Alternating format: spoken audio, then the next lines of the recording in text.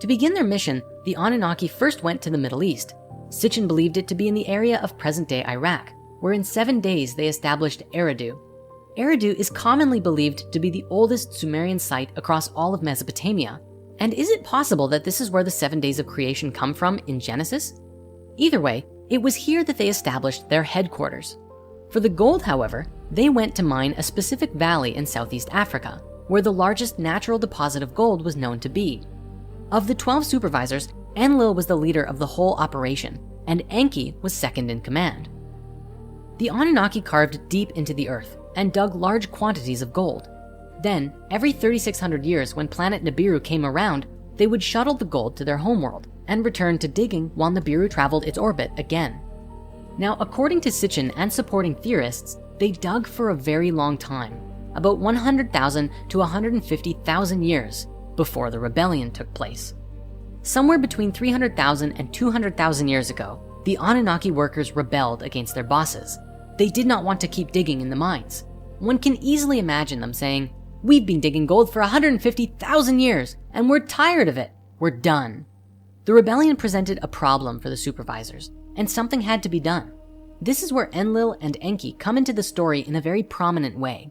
If you recall, in the original Sumerian story, we had 2 versions of the conception of humans.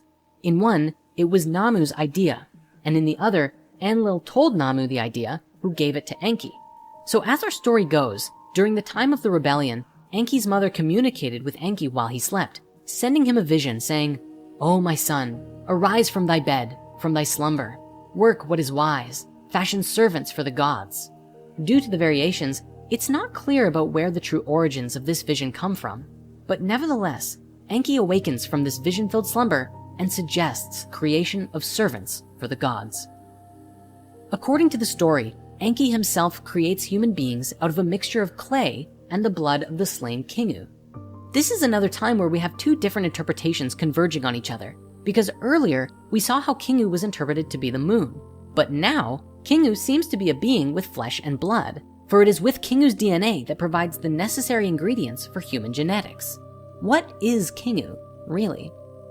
Looking at the rest of this description, we see a few more possible interpretations. To some, the term clay doesn't mean like physical clay, but earthly matter, including pre-existing life. And many believe that this line actually means that humans were created in a synthesis of Anunnaki DNA and the DNA of the highest form of primitive life available on the earth.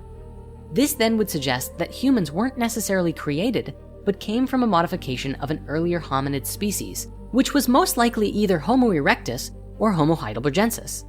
For years, we've been struggling to find the missing link between our species, Homo sapiens, and our predecessors, and this search is still taking place today. Perhaps this is our missing link.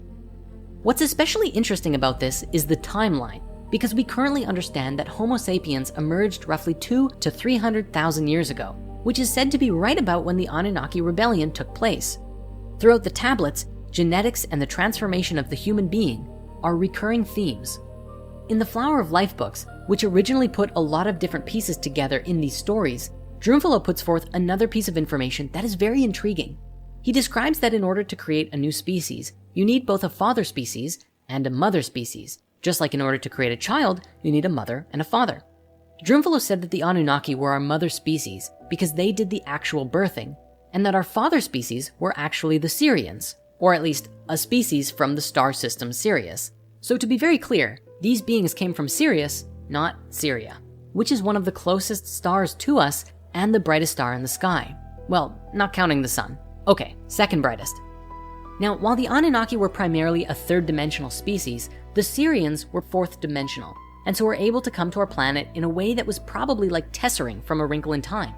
In a stunning ritual, he described that these beings traveled here interdimensionally and entered directly into the womb of the halls of Amenti and before the Flower of Life, the sacred heart of all consciousness on the planet. Because they understood everything was light and energy, in their 4th dimension they created 32 rose quartz slabs and then laid down upon them and entered into a long meditation, conceiving a new consciousness. Then Enki on the 3rd dimension created a laboratory human egg, a genetic fusion of Anunnaki DNA and the DNA of the previous hominid species, and put them into Anunnaki women who were volunteering to do this. The new seeds of consciousness created by the Sirians then entered into the eggs and impregnated the women who nurtured them for what probably felt like 9 months or so and bore them as children. Now, let's be clear that this part about the Sirians is not found in the Sumerian tablets themselves, and so it's not grounded in any ancient writing. But it's a very compelling idea nonetheless, especially because of its implications, that the Anunnaki developed our bodies, but not our souls. And I mean, who knows? Maybe they were the bird people. Then again, it might all just be a fun idea and nothing more, because just as much as the Sirians could be said to be our father species, it could also be said that Homo erectus was our father species, the seed that was nurtured into something new. Ultimately, after all was said and done, the tablets write that the Anunnaki had created an entirely new species of life on planet Earth, and that species was us. The legends in the ancient tablets are very clear that the Anunnaki created humans to support and serve the gods and help maintain all of creation. A lot of questions still remain though. What happened once we were created? And how did we earn our freedom? The plan for the Anunnaki was to create a more advanced race than Earth had at the time, to use for the purpose of mining gold and performing other laborious tasks. This, according to these interpretations of the ancient Sumerian records, was our original purpose as a species, a slave race to mine gold.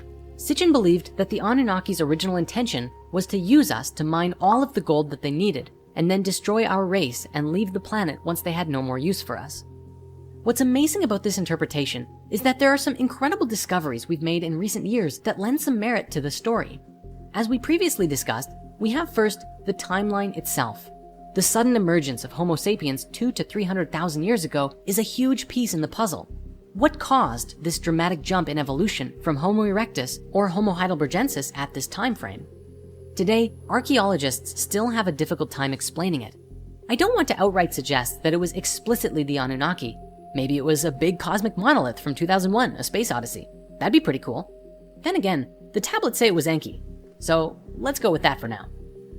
Now, here's where we have something very curious. And if you haven't heard it before, brace yourself because it's pretty amazing. Right in the area where the Sumerian records state that we mined gold, archaeologists have found what may actually be gold mines. And these ancient ruins are believed by some to date back as far as 200,000 years. Stay open while we go through this, because there's a lot of mystery here and even more debate around the nature of these ruins. So we'll do our best to cover all sides of the argument.